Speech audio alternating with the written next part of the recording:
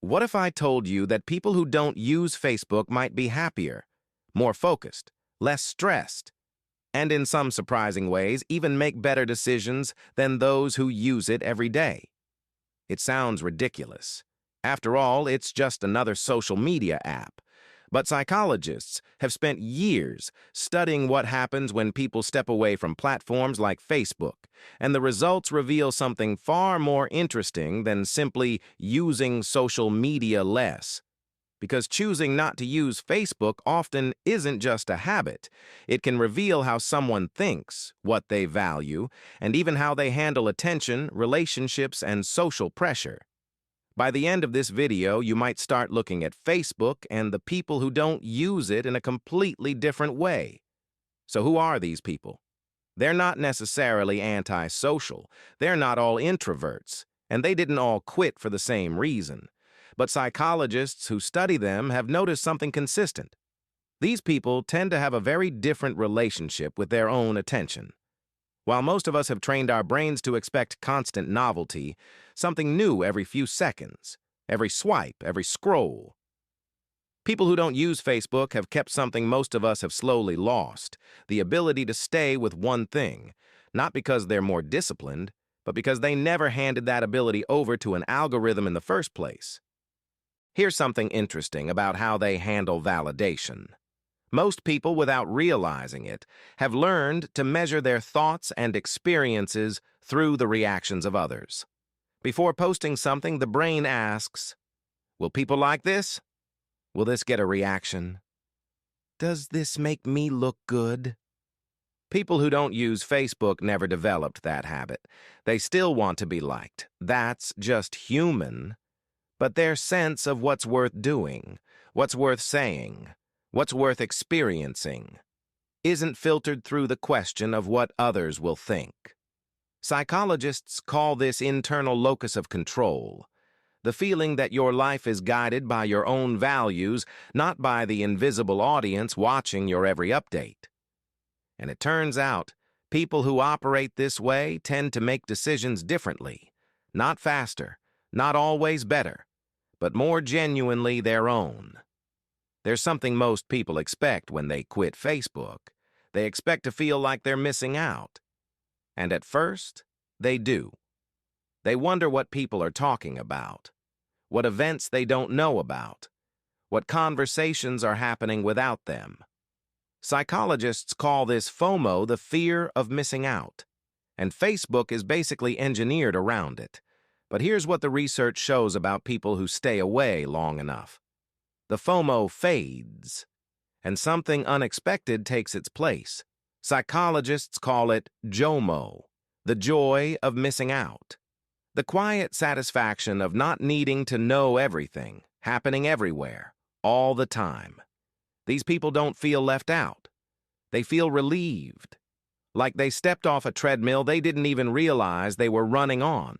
There's another pattern psychologists notice in people who don't use Facebook. They experience their own lives differently. When you're constantly documenting moments, thinking about the caption, the angle, the right filter, part of your brain is already somewhere else. You're not fully at the dinner. You're not fully on the vacation. Part of you is already thinking about how it will look to others. People who don't use Facebook don't have that split. Dinner is just dinner. A sunset is just a sunset. A moment with a friend is just that, a moment. Some researchers suggest that experiences feel more intense and more memorable when the brain isn't simultaneously preparing them for an audience. These people aren't missing out on experiences. In some ways, they're having more of them. Here's something almost nobody talks about. People who don't use Facebook are more comfortable being bored. That might sound like a small thing, but psychologists say it's actually significant.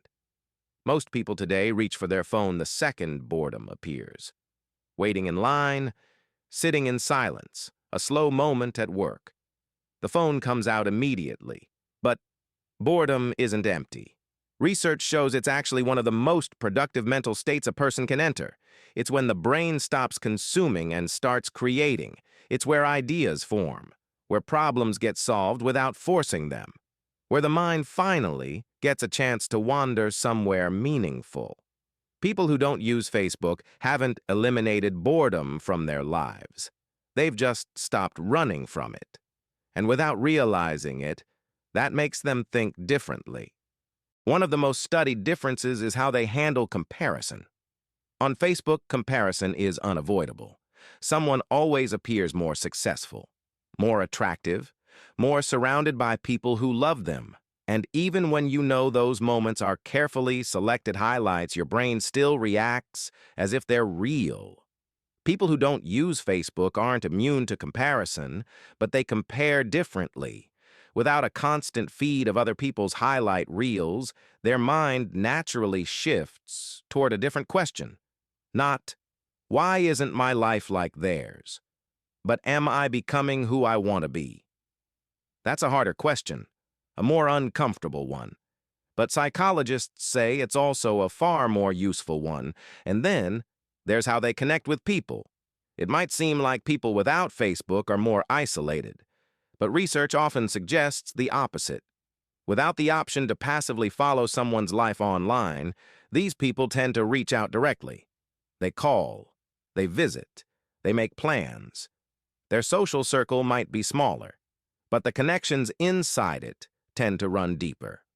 Psychologists distinguish between weak ties, the hundreds of acquaintances we maintain online, and strong ties, the few people we actually let into our lives. People who don't use Facebook tend to invest almost entirely in strong ties.